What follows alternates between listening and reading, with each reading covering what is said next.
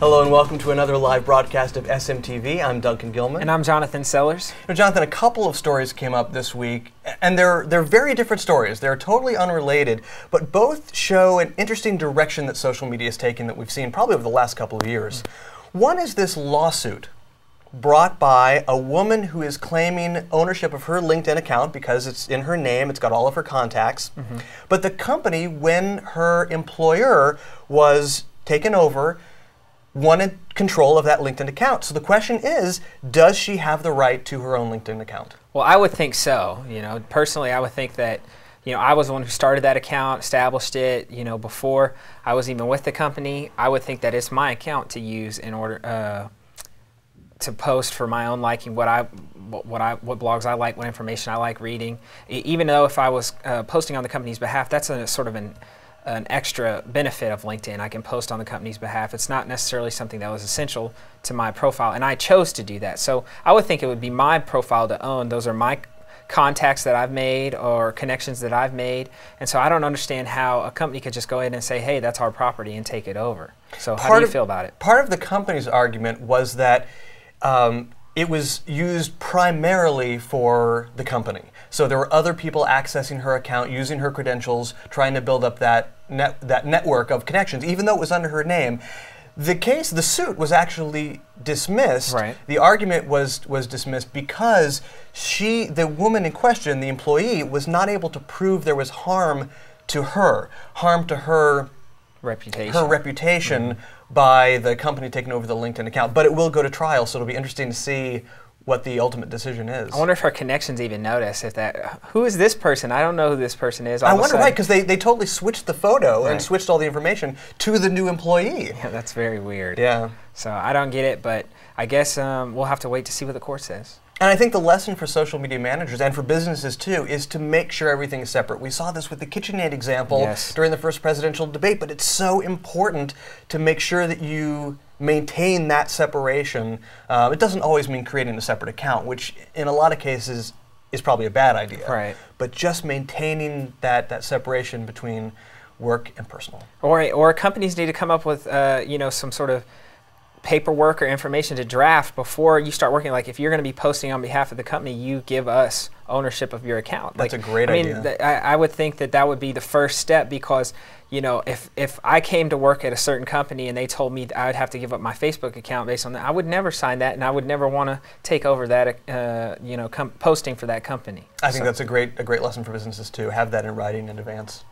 Another great story, but completely different, is Ellie Goulding, musician who had the first digital album signing. Oh, wow, very cool. She gave away spots in a Google Plus Hangout so that people could chat directly with her, and then she was signing digital images of her album cover and giving them away. I think that's a really neat idea because, growing up, I grew up in Oklahoma, which is, a lot smaller than in New York or Los Angeles, where artists typically go to have their album signing. To have that option of participating in a digital album signing, I think would be really cool for somebody who lives in a lot more, smaller populated area. So it is very cool. What artist would you pick as your I knew you were going to ask me that. Yes. I don't know. My musical taste is a little eclectic. MC Hammer, MC Hammer. Oh, would be cool? I wonder if Mick Jagger would get on. Rolling Stones album sign would be amazing on a Google Plus. That would be pretty cool. They're still with it. They're still. Oh yeah, they're still going strong. Still hip. I'm not. They are.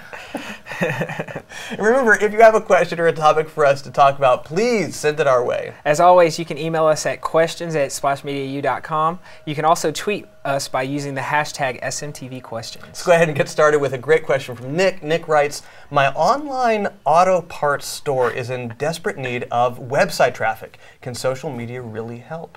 Nick, great question. Well, definitely social media can help. I mean, it's just another way for you to broadcast about yourself, your services, and talk about sort of what promotions you have going on that can easily help drive more traffic to your website and let more people know about what your auto parts store is all about, what you guys sell and do, and hopefully bring you new business. I definitely don't think it can hurt.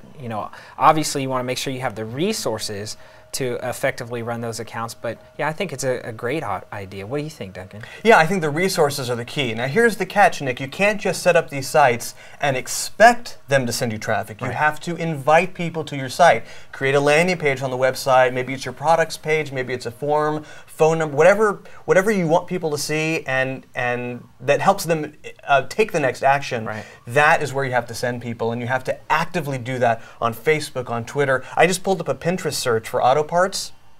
I wouldn't rule anything out. I think Pinterest might be a great resource too, because what Pinterest is all about is creating that portal, those links back to your site, because you can attach a URL to each of these pins. And obviously, Nick, we don't know how well your business is doing. We're assuming it's doing well, but if you need more traffic, social media can not only help with that, but it can also help you learn more about your customer. So if you're not providing them with something they need, you can engage with them and they can tell you what they're looking for, so that you can, sort of add those products to your shelves or provide an additional service that they might like and use often. What a great point. Yeah, it's not just about links and traffic just directly from social media. It's about talking to your customers so that you know that what you're offering them is what they're looking for. Exactly. That's a great point.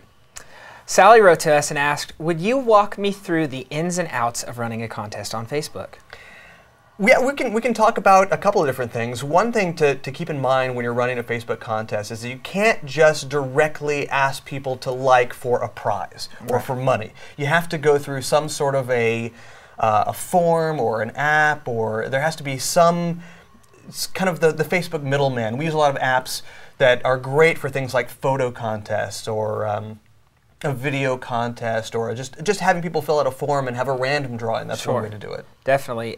Just as long as, like Duncan said, you can't have, Facebook does have rules, terms and conditions, that you cannot use any sort of action on Facebook as a form of entry, a method of entry. So you want to make sure you use a third-party application, so that when people submit their information, it's done through that app and it doesn't violate Facebook's terms of service. We've never really ran into problems with Facebook enforcing those rules, but we never want to endorse you breaking their rules and then you get thrown off Facebook for some reason. It would be the one time we say, hey, go ahead and run this like us, and you win a car, contest that, somebody gets kicked off and then they come and blame me and you, Duncan, and we don't want that. That's the one time we say it's okay to take any image you want off of Google. Right, and then you get sued and fined. So we don't want to ever endorse that, but always use a third-party application, because it's a great way to collect information on your customers, and also it's an easy way to run an effective Facebook contest. Yeah, absolutely. If there's any question, Facebook has their guidelines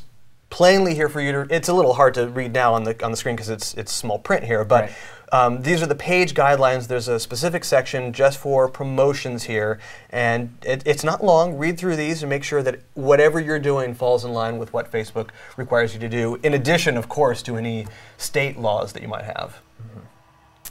Terry wants to know, what is RSS?